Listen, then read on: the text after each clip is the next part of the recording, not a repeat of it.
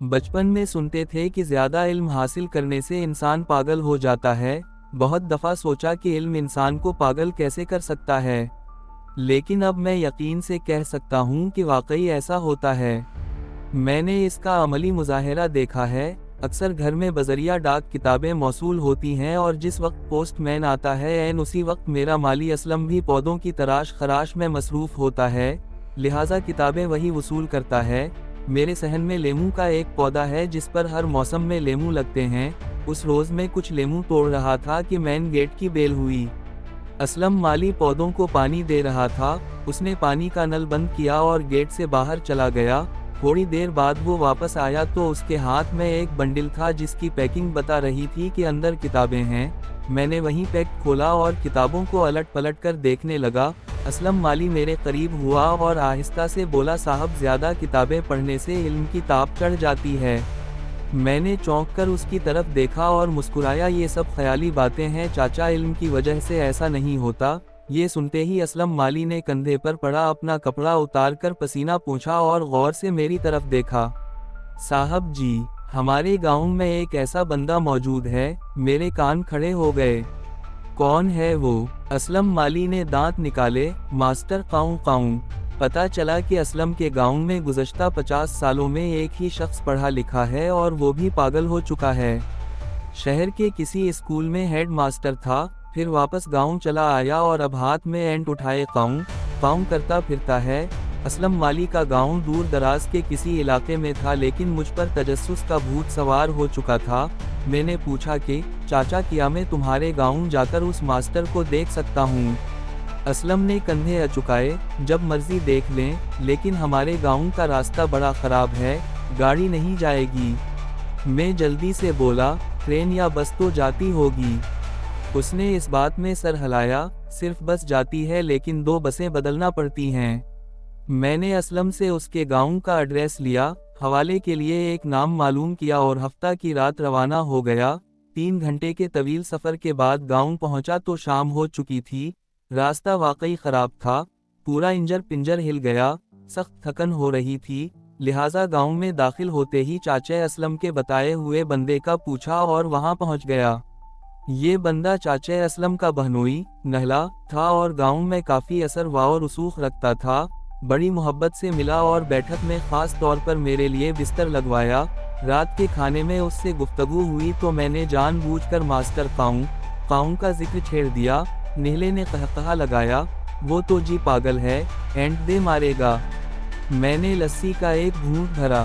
क्या वो किसी को भी देखते ही एंट मार देता है? नीले ने नफ़ी में सर हिलाया। नहीं, वैसे तो बातें करते रहीं तो लगता ही नहीं कि पागल है, लेकिन बहस थोड़ी लंबी हो जाए तो अचानक एंट उठा लेता है। मैंने सर खजाया। अगर वाकई ऐसा था तो मास्टर काऊ काऊ से मिलना बहुत ज़रूरी था। मैं जानना चाहता था कि इल्म ने उसे कैसे पागल किया। नीले से तय पाया कि सुबह वो गांव वालों के साथ मुझे मास्टर से मिलवाने ले जाएगा। अगले दिन नाश्ते के बाद सारे गांव वाले इकट्ठे हो गए। उनके चेहरों पर ऐसी खुशी थी गोया किसी मेले में जा रहे हूँ। मैंने नीले से पूछा कि ये लोग साथ क्यों जा रहे हैं?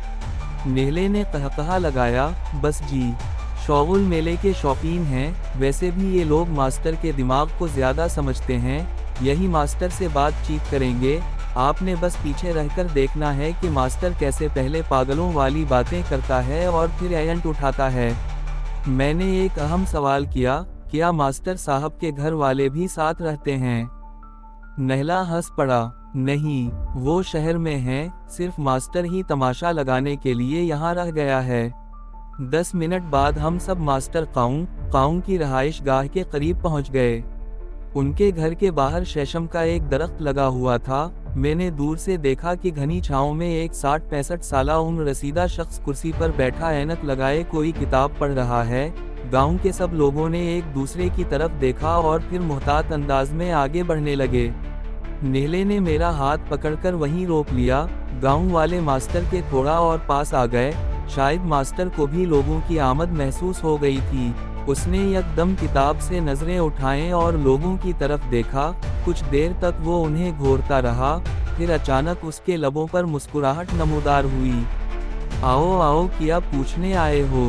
मजमा में से एक हटा कटा नौजवान 2 कदम आगे बढ़ा। मास्टर साहब, वो पूछना था कि चुड़ैल को कैसे पकड़ा जाए। मास्टर ने कुछ लम्हे बात सुनी, फिर तेवरी चढ़ाई। कौन सी चुड़ैल, कैसी चुड़ैल, कोई चुड़ैल वड़ील नहीं होती। गांव वालों की दबी दबी हंसी निकल गई। वही नौजवान फिर बोला, लेकिन मास्टर साहब, जो भी रात को कब्रिस्तान वाले रास्ते में बोहड़ के दरख्त के नीचे सोता है मर जाता है। गांव के 3 लोग मारे जा चुके हैं। मास्टर ने किताब बंद की और बड़े प्यार से बोला, देखो, ये तो प्राइमरी का बच्चा भी बता सकता है कि दरख्त दिन को ऑक्सीजन और रात को कार्बन डाई ऑक्साइड खारिज करते हैं। उसी वजह से रात को किसी भी दरख्त के नीचे सोने से ऑक्सीजन की कमी हो जाती है और सोने वाले की मौत हो जाती है।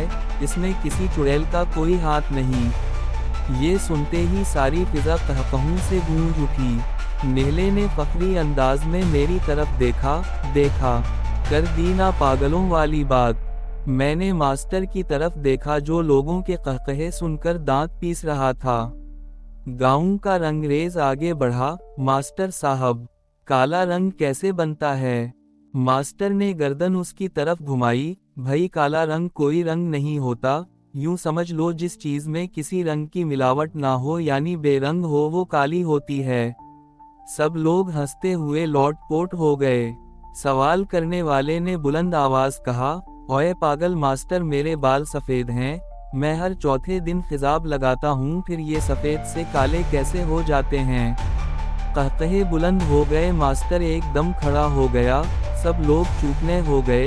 एक और सवाल आया, मास्टर साहब, चांद पर खड़े होकर जमीन पर पत्थर फेंका जाए तो कितनी देर बाद नीचे गिरता है?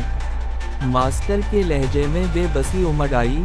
देखो, चांद ऊपर नहीं जमीन के सामने है, इसलिए चांद पर खड़े होकर जमीन नीचे नहीं ऊपर नजर आएगी। सबकी बतीसियां निकल आएं। यूं लगा जैसे पूरे मजमा को किसी ने मुश्तरका गुदगुदी की हो। मास्टर के सब्र का पैमाना लबरेज हो गया। देखते ही देखते वो नीचे झुका और तेजी से एंट उठा ली। एक हड़बौंग सी मची और सब लोग पीछे हट गए। मैंने एक झटके से अपना हाथ छोड़ा और मास्टर साहब के करीब पहुंच गया। मास्टर गजबनाक निगाहों से मुझे घूरने लगा। नहला और दीगर गांव वाले चीख कर मुझे पीछे हटने का कह रहे थे। मैंने एक नज़र गांव वालों पर डाली, फिर मास्टर साहब के पास आकर पूरी अकीदत से उनके एंट वाले हाथ पर बोसा दिया और बोला, मास्टर साहब, जहालत का समंदर दलियल के पत्थर से पार नहीं होता। मास्टर साहब के होंठ कपकपाए। एंट हाथों से छोटी, आंखों में नमी सी तैर गई।